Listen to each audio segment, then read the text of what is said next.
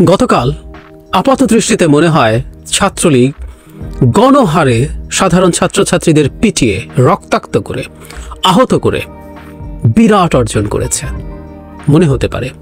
কখনো কখনো কোনো ঘটনা অ্যাপারেন্টলি অনেক বড় মনে হয়।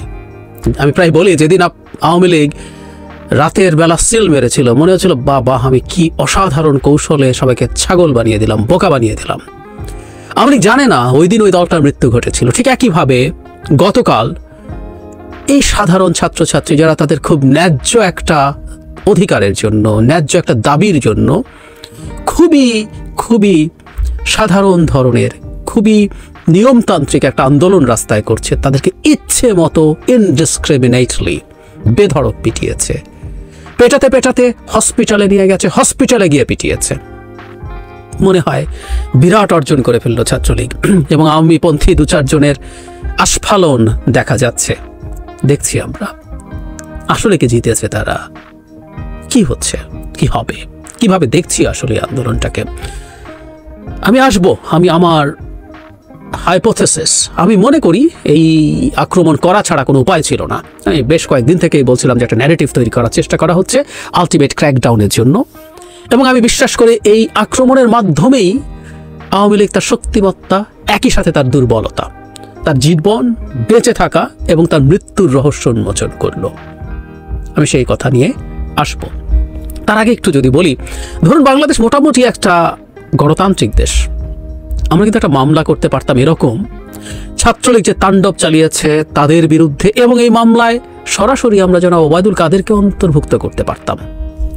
আমি একটা উক্তি পড়ছি, তার ভীষণ আলোচিত হয়েছে। তিনি বলছেন একটা জায়গায় এই সব তাণ্ডব শুরুর কিছুক্ষণ আগে, আন্দোলনের কুশীলব বিএনপি জামায়াত, আলটিমেটাম দেয়া সরকারের বিরুদ্ধে ধৃষ্টতা, কোটা সংস্কার নিয়ে দেশের সর্বোচ্চ আদালতের সিদ্ধান্তই চূড়ান্ত, জনদুর্ভোগ মেনে নেওয়া হবে না, কোটা সংস্কার আন্দোলনকারীদের জবাব দিতে ছাত্রলীগ সহ স্বাধীনতার সপক্ষের সবাই প্রস্তুত, জবাব দেবেন।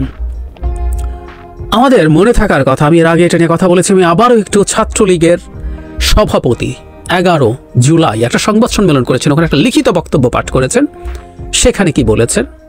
উনি বলছেন, আন্দোলনের নামে দেশের শিক্ষার্থী সমাজ ও শিক্ষা ব্যবস্থাকে জিম্মি করে, জনসাধারণের স্বাভাবিক জীবনযাত্রায় ব্যাঘাত ঘটিয়ে দেশরত্ন শেখ হাসিনার পরিকল্পিত স্মার্ট বাংলাদেশ অভিমুখে অগ্রযাত্রা ব্যাহত করার যে কোনো প্রচেষ্টার বিরুদ্ধে দেশের ছাত্র সমাজকে সাথে নিয়ে রুখে দাঁড়াবে বাংলাদেশ ছাত্রলীগ।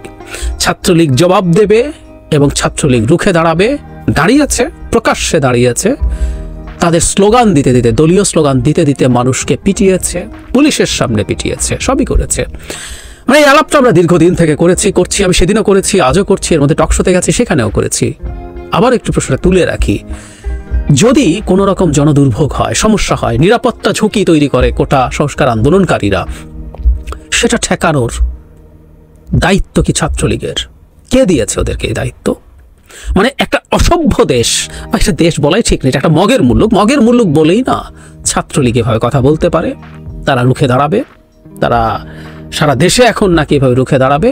এবং দলের সাধারণ সম্পাদক, দ্বিতীয় সর্বোচ্চ পদ, যিনি ছাত্রলীগের নেতাদের মতো বয়সে তরুণ নন, তিনিও বলছেন ছাত্রলীগ সহ সবাই প্রস্তুত আছে। দীর্ঘদিন থেকে একটা আলাপ করেছি, আবারও এই কথাটা এই প্রসঙ্গে আবারও বলে রাখা উচিত। একটা রাষ্ট্রে কেউ যদি অনিয়মতান্ত্রিক আচরণ করে, শৃঙ্খলা ভঙ্গ করে, এবং কেউ যদি অপরাধ করে, সেটার জবাব দেওয়ার এখতিয়ার রাষ্ট্রের আইন শৃঙ্খলা রক্ষাকারী বাহিনীর। সেটা কিভাবে বল প্রয়োগ করছে, কতটুকু বল প্রয়োগ করছে, কার উপরে বল প্রয়োগ করছে, সেগুলো নিয়ে কথাবার্তা থাকবে। পুলিশও চাইলে যাতাভাবে পেটানো, গুলি করা, মামলা করা, এর বিরুদ্ধে আমরা সোচ্চার আছি। কিন্তু ওই ক্ষমতাটা তার। ছাত্রলীগকে, মানে আওয়ামী লীগ জানে না এইভাবে আহ্বান জানিয়ে বা কথা বলে তারা প্রকারান্তরে বাংলাদেশকে একটা মগের মুল্লুক বলছে, একটা ফেইল্ড স্টেট বলছে। ইয়াস, আওয়ামী লীগ তার ন্যারেটিভ দিয়েই বাংলাদেশকে, তার আচরণ দিয়েই বাংলাদেশ যে একটা ব্যর্থ রাষ্ট্রে পরিণত হয়েছে, একটা মগের মুল্লুকে পরিণত হয়েছে, সেটা প্রমাণ করলো। একটা স্টেটের সাথে একটা মগের মুল্লুকের ডিফারেন্সের জায়গাটা এটা, যেটা স্টেটে শুধুমাত্র শক্তি না, ওখানে রাষ্ট্র বল প্রয়োগ করে। State is a coercive organisation, সে বল প্রয়োগ করতে পারে, কিন্তু তার বল প্রয়োগের কতগুলো রীতিনীতি আছে, প্যারামিটার্স আছে, সেটা ঠিক করে দেয় সংবিধান, আইন, এগুলো। আপনি আইনের মাধ্যমে কাউকে মেরেও ফেলতে পারেন। তাই রাষ্ট্র যখন কাউকে এমনি এমনি খুন করত, আমি এক্সট্রা জুডিশিয়াল কিলিং এর কথা বলছি, যেটা ক্রস ফায়ার বা এনকাউন্টারের নামে হয়েছে, সেটাও মগের মুল্লুকেরই লক্ষণ। আপনার শক্তি আছে, আপনি নিয়ে মেরে ফেললেন, ওটা তো রাষ্ট্রের যে কোনো নাগরিক পারে, একটা পেটি অপরাধী পারে, যে কেউকে খুন করে ফেললাম।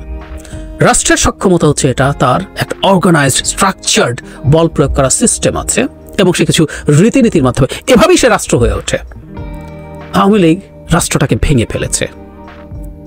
এটা শুধু ছাত্রলীগ এখন করছে তা না, নির্বাচনের আগে তো আওয়ামী লীগও করেছিল। তারা মোড়ে মোড়ে লাঠিসোঁটা নিয়ে দাঁড়িয়েছিল না, তারা বিএনপি জানমালের ক্ষতি করলে তারা রক্ষা করবে এসব বলে, মনে আছে নিশ্চয়ই। সো তারাই বলছে বাংলাদেশ আর রাষ্ট্র নাই। এটা মগের মুল্লুকে পরিণত হয়েছে।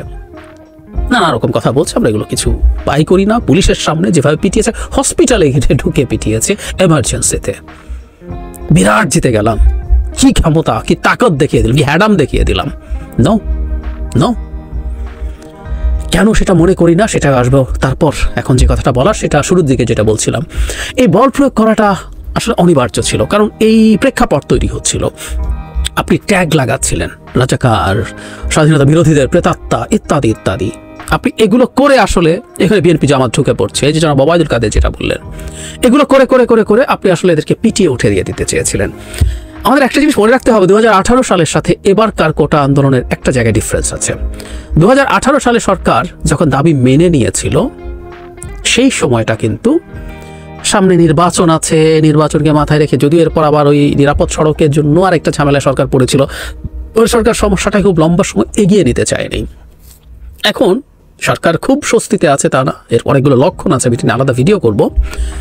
কিন্তু যেহেতু নির্বাচনটা পার হয়ে গেছে, তার মনে হচ্ছে আমার এখনই খুব বড় চাপে। সুতরাং এখন এইবারকার আন্দোলনটা ডিফারেন্ট। এবার সরকারের জায়গা যেটা হবে, ওই যে বলেছিলাম, এই পেটানোর মাধ্যমে সরকার তার শক্তি এবং বেঁচে থাকা যেমন দেখালো, তার দুর্বলতা এবং মরে যাওয়াও দেখিয়ে দিল। ওই যে বলছিলাম, since it's not a state, এটা যেহেতু মগের মুল্লুকে বল যার, শক্তি যার, সেই টিকে থাকে, সেই যে কোনো কিছু করতে পারে, হ্যাডামি সব কিছু নির্ধারণ করে। সুতরাং এইটার মাধ্যমে সরকার আসলে বল প্রয়োগ করে দেখিয়ে দিল, দেখাতে চাইলো আমি এখন বল প্রয়োগ করতে পারি, আমার সেই সক্ষমতার জায়গাটা আছে। এবং এটাই সরকারকে ক্ষমতায় রাখে। সে ভীতি তৈরি করলো, নারীদেরকে যেভাবে পেটালো, কিছু ছবি ছড়িয়ে পড়েছে, গ্রাফিক ছবি আমাদের চোখের সামনে পড়েছে, কিভাবে আহত করেছে নারীদেরকে, মেয়ে ছাত্রীদেরকে, ছাত্ররা, মানে ঢাকা মেডিকেল কলেজ হসপিটালে মানে রীতিমতো যুদ্ধাবস্থায় যেরকম পরিস্থিতি হয়, সেই রকম পরিস্থিতি, সেরকম আহতের সংখ্যা, আহতের রকম দেখা গেছে, ভিডিও দেখেছি, ছবি দেখেছি আমরা সবাই। এটা শুধু ঢাকায় না, বিভিন্ন জায়গায়, জাহাঙ্গীরনগর ইউনিভার্সিটিতে, চিটাগং ইউনিভার্সিটিতে। রিপিট, আগেও বলেছি, আমরা এই বাইরের গুলো নিয়ে কথা কম বলি। তার মানে একযোগে একসাথে প্ল্যান করে অলমোস্ট সিনক্রোনাইজড হয়েছে, রাতে হয়েছিল, তারপর দিনের বেলা আরো বেশ কয়েকটা জায়গায় হয়েছে। এই বল প্রয়োগ করে সে দেখিয়ে দিয়েছে বল প্রয়োগ করতে পারে, এবং আমি ভয়ঙ্কর বল প্রয়োগ করতে পারি, কাউকে ছাড়ি না। তুমি মেয়ে হয়েছে তো কি হয়েছে, পিটিয়ে লম্বা করে দেবো, সাইজ করে দেবো। অস্ত্র নিয়ে নেমেছে, ছবি দেখেছি না আমরা, দেখেছি। এবং হেলমেটও অনেক বেশি ছিল না, রীতিমতো ফেস টেস দেখিয়ে গেছে, কারণ তারা জানে কিছু আসে যায় না। আবারও বলছি, ইটস নট এ স্টেট। ফলে সে বল প্রয়োগ করলো, এবং এটাই তার ক্ষমতার উৎস, এটাই সে দেখাতে চেয়েছে। সুতরাং হামলাটা অনিবার্য ছিল। হামলাটা পুলিশ দিয়ে হয়নি কেন? পুলিশ নানান কারণে আমার ধারণা এখন চাপে আছে। একটা হলো আমেরিকা দুর্নীতি বিরোধী যে আলাপ শুরু করেছে, সেই আলাপের মধ্যে তাদের দুইজন খুবই গুরুত্বপূর্ণ লোক, বেনজির এবং আসাদুজ্জামান মিয়া ধরা পড়েছেন, আরও কেনাকে ধরা পড়ে ঠিক নাই। এবং এই ঝুঁকির জায়গা তাদের মধ্য থেকে আছে, এই ভীতি আছে, এবং সরকারও সেই অর্থে তাদের পাশে ওভাবে দাঁড়াচ্ছে না। তারা কিছুটা দ্বিধাদ্বন্দ্বে থাকতে পারে, আর যদি দ্বিধাদ্বন্দ্বে নাও থাকে, তাদেরকে দিয়ে ক্র্যাকডাউনের ইম্প্যাক্ট গ্লোবালি অনেক বেশি হবে। রাষ্ট্র যখন তার পোশাক পরা বাহিনী দিয়ে বল প্রয়োগ করে, সরকার যখন সেটা করে, তখন সেটার ইম্প্যাক্ট বেশি হয়। তাই ছাত্রদেরকে দিয়ে, ছাত্রলীগকে লেলিয়ে দিয়ে, ওদেরকে লেলিয়ে দেওয়া হয়, লেলিয়ে দিয়ে কাজটা করানো হয়েছে। কিন্তু বল প্রয়োগ করে এটা এস্টাবলিশ করা, তো সরকারের বল প্রয়োগ করতে পারে।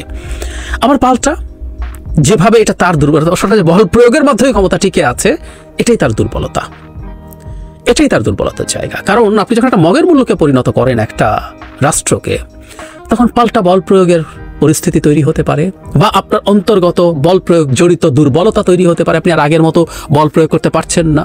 বল প্রয়োগ যারা করে, সেটা আপনার দলের ক্যাডার এবং পোশাক পরা ক্যাডার, আমাদের পুলিশ বাহিনী রাষ্ট্রের পুলিশ বাহিনী নাই আর, তারা যদি কোনো কারণে দ্বিধায় ভোগে, বল প্রয়োগ করতে দ্বিধাগ্রস্ত হয়, তখনই কিন্তু আপনার ক্ষমতার মূল সমস্যাটা শুরু হয়ে যায়। এবং রাস্তার ডেমনস্ট্রেশন আমরা খেয়াল করেছি, বিএনপি গত নির্বাচনের আগে, ডামি নির্বাচনের কথা বলছি, তার আগে তারপরে যখনই তারা সমাবেশ করেছে, ইভেন 7 তারিখের পরও বিএনপি একটা মাত্র সমাবেশ করেছে বেগম খালেদা জিয়ার মুক্তির জন্য, তার বিদেশে চিকিৎসার জন্য, সেটাতেও আওয়ামী লীগ রাস্তায় ছিল। তার অ্যাকিলেস হিল, তার দুর্বলতার মূল পয়েন্ট, সেটা হচ্ছে এই একই জায়গায় রাস্তায় থাকতে হবে এবং বল প্রয়োগের বিরুদ্ধে দাঁড়াতে হবে, বল প্রয়োগের বিরুদ্ধে দাঁড়াতে হবে।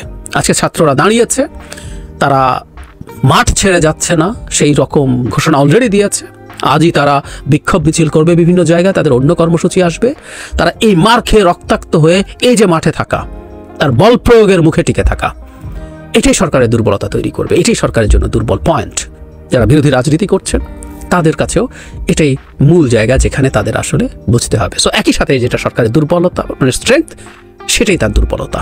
অনেক সময় এরকম হয় ক্রিকেট খেলায়, এক সময় ক্রিকেট খেলা দেখতাম যে ব্যাটসম্যান প্রচুর ভালো যে শটটা খেলে, সে আউটও হয় সেই শটে অনেক বেশি। এটাই হয়, একই জিনিস একটা মানুষের স্ট্রেংথ এবং উইকনেস দুটোই হতে পারে, সে এটা কিন্তু খুব স্পষ্টভাবে দেখিয়ে দিল। আর একটা কথা বলে শেষ করি, যেটা বলছিলাম বারবার, অ্যাপারেন্টলি মনে হচ্ছে জিতেছে, মানে আওয়ামী লীগের তো ইতিহাস লেখা হবে, আওয়ামী লীগের ইতিহাস লেখা হবে। আওয়ামী লীগ একটা রাজনৈতিক দল ছিল, 75 বছর পূর্তি হলো। এই দলটা কিভাবে যায় এবং এর যে হিস্ট্রি লেখা হবে সেদিন এই